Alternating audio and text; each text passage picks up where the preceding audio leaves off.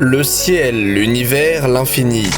L'espace a toujours attisé la curiosité et les croyances des hommes. Depuis les origines de l'humanité, nous avons toujours attribué aux astres célestes des divinités. Et l'exploration de l'au-delà du ciel a toujours été un rêve inaccessible. Alors que certains affirment qu'une forme de vie plus intelligente veille sur nous depuis des milliers d'années, d'autres pensent que ces êtres font carrément partie de notre société. Qu'ils soient petits et gris, reptiliens ou de forme humaine, une grande communauté pense que nous ne sommes qu'une création extraterrestre et que des hommes politiques ne sont en réalité pas de la Terre. Des objets non identifiés sont aperçus depuis des siècles parcourant le ciel. Des hypothétiques crashs d'ovnis se seraient produits sur Terre et on dénombre des milliers de témoignages de personnes ayant été enlevées par des aliens depuis les années 60. Aujourd'hui, les extraterrestres font partie intégrante de la culture populaire. En 1977, la NASA envoie les 2 sondes Voyager dans l'espace. À l'intérieur, des photos, des musiques, des schémas pour qu'une vie extraterrestre nous retrouve. En 2012, Voyager 1 est le premier objet de fabrication humaine à sortir du système solaire. La NASA estime que nous rentrerons en contact avec une civilisation extraterrestre avant les 30 prochaines années. Entre complots, croyances et véritable science, les extraterrestres attirent et passionnent. Entre rêve et réalité, il serait totalement égocentrique de penser que nous sommes seuls dans cet univers. Nous ne sommes pas le nombril du monde. Cependant, le fait de penser que des êtres microscopiques vivent à des milliers d'années-lumière et d'affirmer que des aliens nous observent, il y a un très grand pas. Mais aujourd'hui, penchons-nous sur 5 théories peu réalistes, mais très intéressantes par leur crédibilité incertaine.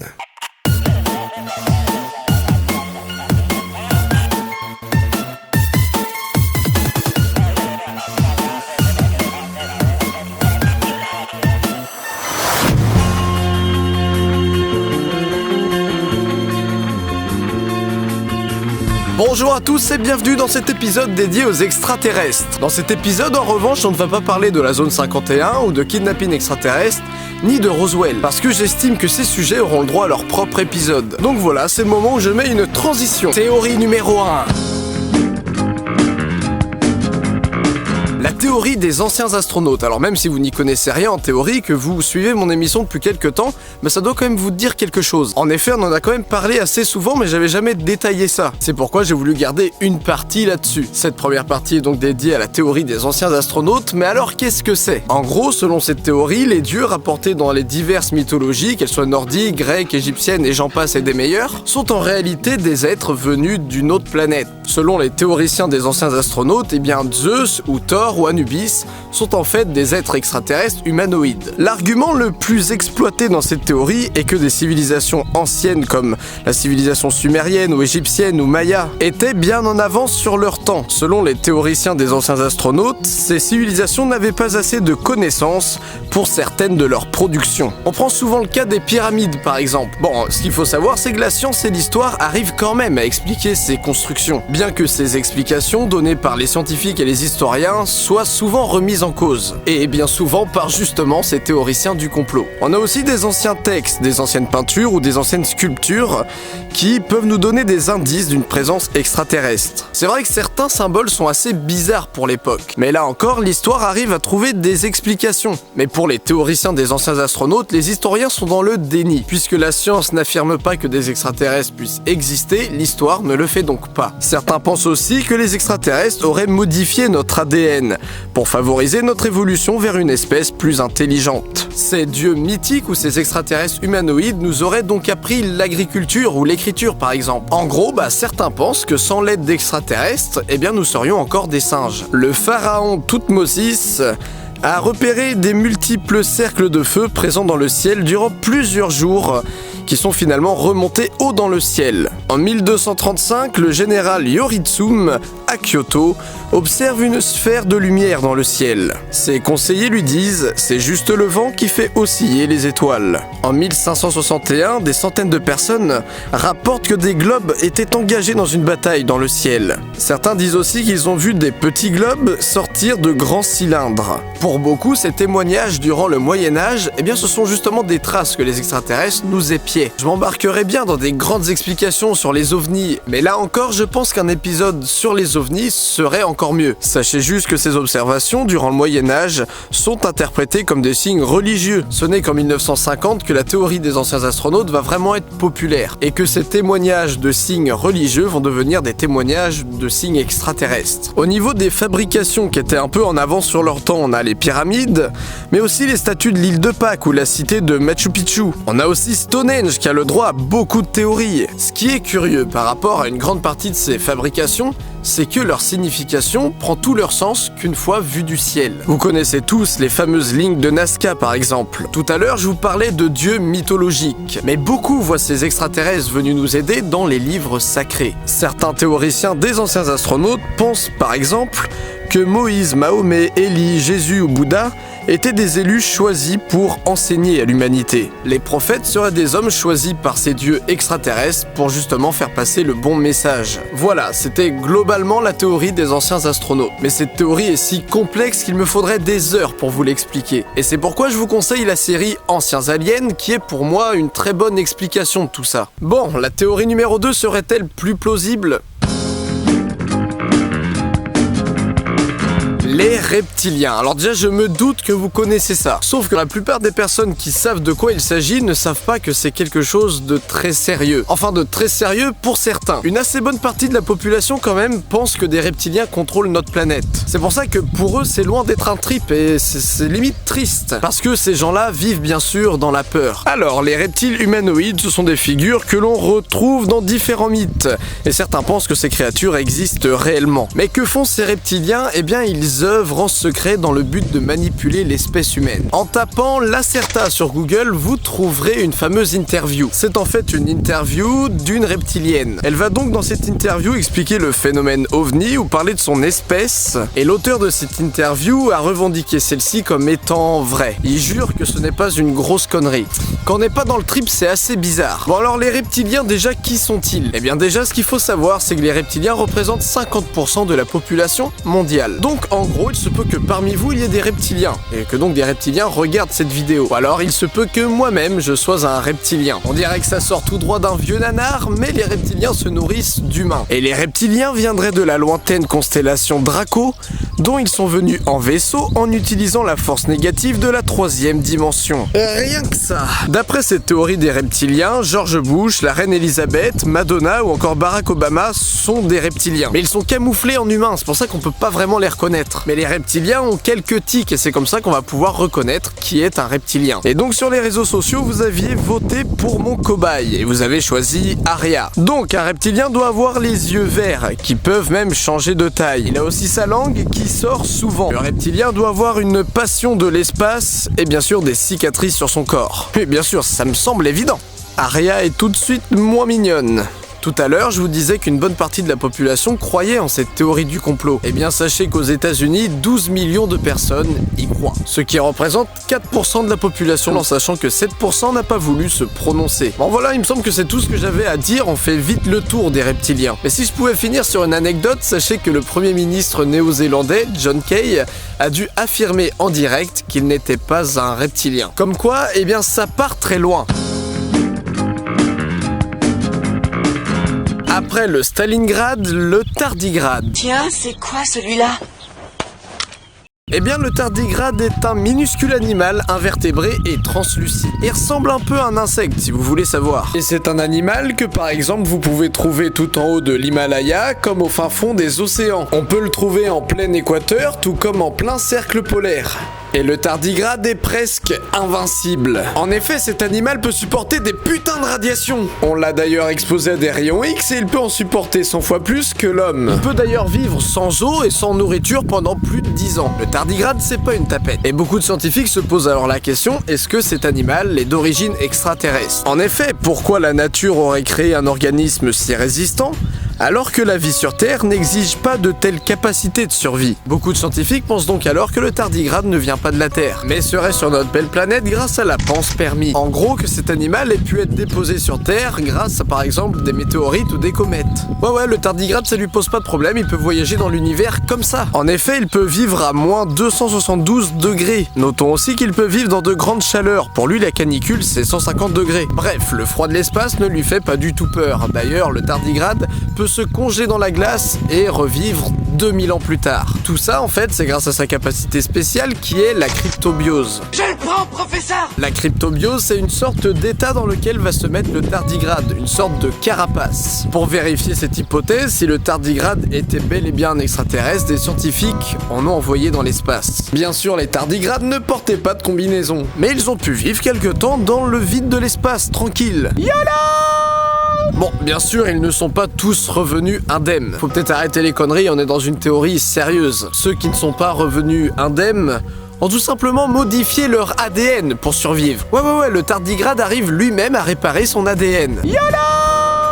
La question se pose encore, pourquoi la nature aurait créé un organisme si résistant alors que la vie sur Terre n'exige pas de telles capacités de survie? Bonne question, où d'ailleurs il y a quand même quelques petites réponses. Les scientifiques pensent que grâce à la capacité de cet animal, nous pourrions peut-être guérir de graves maladies. Et donc, bien sûr, il y en a qui pensent que des extraterrestres qui nous observent ou qui nous ont créés ont envoyé cet insecte sur Terre pour nous aider. Ou peut-être bien que c'est justement les tardigrades qui nous ont créés. Peut-être que Zeus ou Thor ou Anubis étaient des tardigrades. Théorie suivante. Les extraterrestres seraient-ils les hommes du futur? Des hommes du futur qui viendraient nous rendre visite? Le voyage dans le temps, ça fascine les gens. Pour cette théorie, il faut se mettre en tête la représentation qu'on se fait tous d'un extraterrestre. En gros, un long corps grisâtre avec de grands yeux et un grand cerveau. Rien à voir avec nous, je vous l'accorde. Mais cette théorie ne sort pas de nulle part. Sachez qu'en 300 ans, l'espèce humaine n'a jamais autant changé que depuis ces 10 000 dernières années. Le corps des hommes avec un grand H grandit. La taille de notre cerveau grandit. Et beaucoup de scientifiques se sont accordés sur la même idée de comment serait l'homme dans 100 000 ans. Tout à l'heure, j'ai fait mon expérience sur Arya et beaucoup sur Twitter et Facebook ont gueulé. Ouais, il y en a que pour Game of Thrones et en plus t'as jamais parlé de Breaking Bad dans tes vidéos. C'est pourquoi que même si Walter White a fini 2e au classement, pour vous faire plaisir, eh bien je vais faire une expérience sur lui. Donc les scientifiques s'accordent à dire que notre front serait plus large, dû à la taille bien sûr de notre cerveau. À cause du défaut de lumière solaire, nos yeux seraient plus grands et plus ronds. On aurait la peau pigmentée pour assumer la protection contre le rayonnement ultraviolet. D'ici quelques siècles, nous n'aurons plus de poils.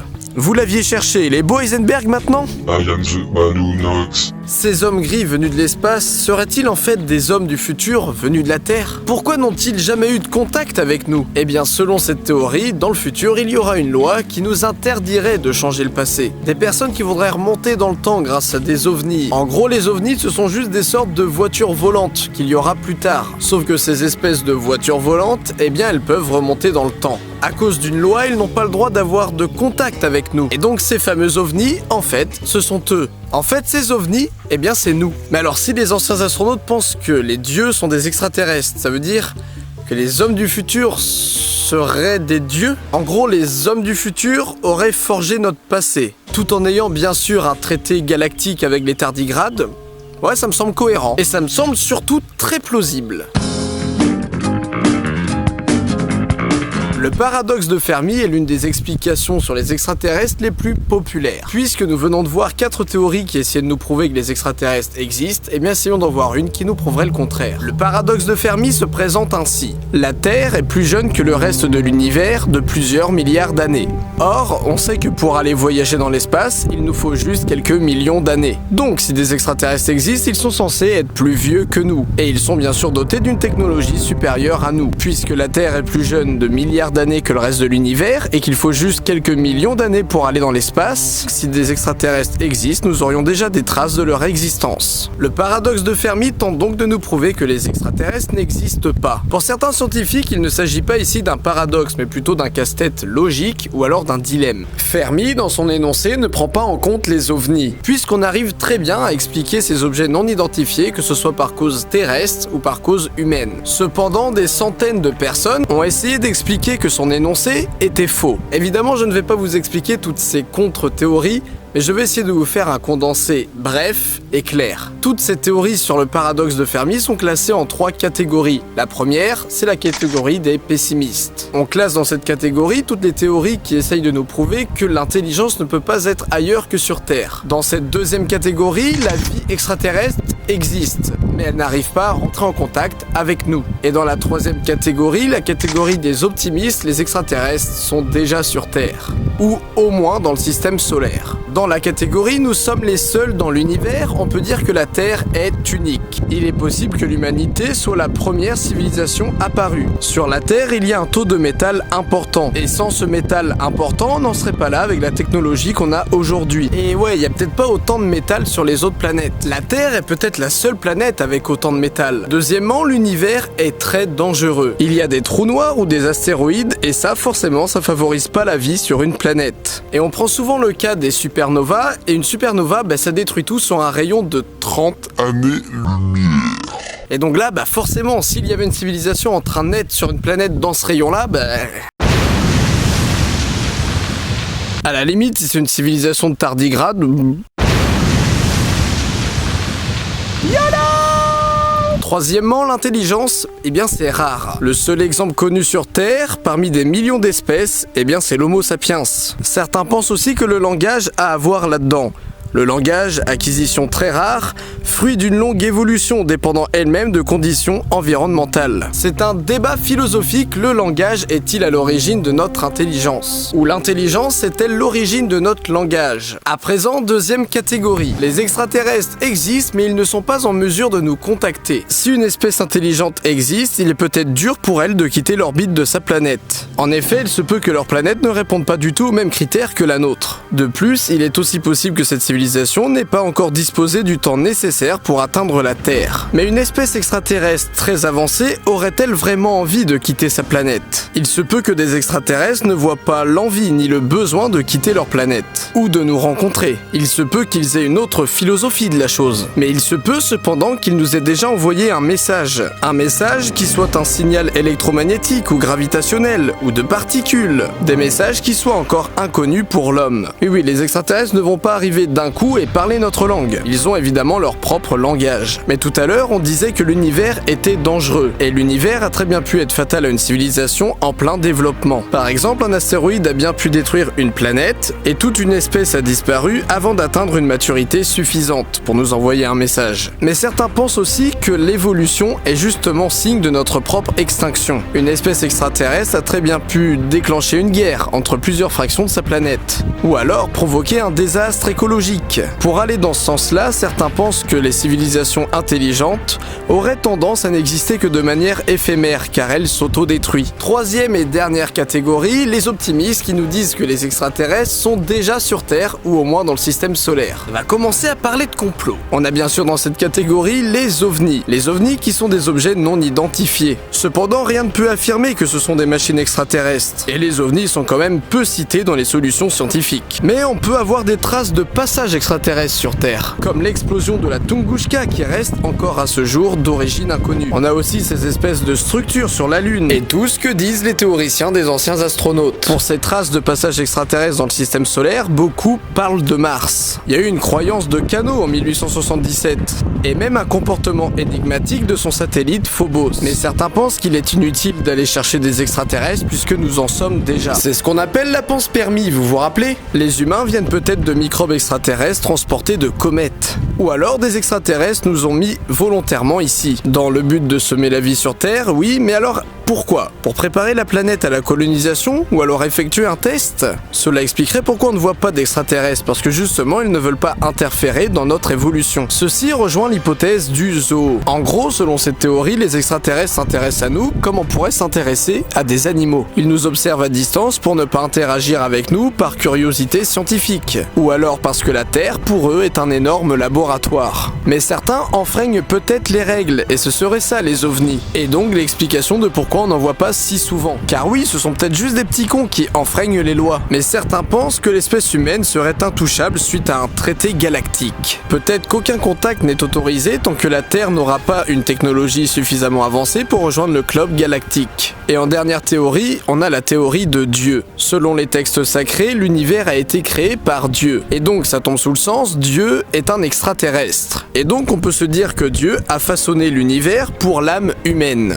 En gros, il ne pourrait y avoir que des humains dans l'univers. Le paradis et l'enfer seraient donc ici d'autres univers, qui nous seraient inaccessibles tant que nous sommes en vie. Eh bien, c'est à peu près tout. C'était censé être à la base une vidéo qui allait répondre à beaucoup d'interrogations, mais au final qui nous fait poser encore plus de questions. Et vous les gens ? Vous en pensez quoi? Ne vous privez pas de montrer votre vision des choses dans les commentaires, au contraire. Et si ça vous tente, rejoignez-moi sur Facebook ou sur Twitter, je mettrai un lien prochainement quant au vote du prochain épisode. Car la prochaine fois, c'est vous qui votez et vous allez voter entre plusieurs jeux vidéo. C'était Didi Chandudoui, à la prochaine pour de nouvelles théories. Et là, à ce moment-là, je lui ai dit « Regarde !» Mec, je m'en branle. En fait, il y a une chose que j'aimerais savoir, c'est est-ce que tu crois aux extraterrestres? Non. Non. Ah non, non. Et toi, tu crois aux extraterrestres? C'est ce que je crois. Je pense que quelque part dans la galaxie, deux personnes exactement comme nous, ou presque comme nous, se posent la même question.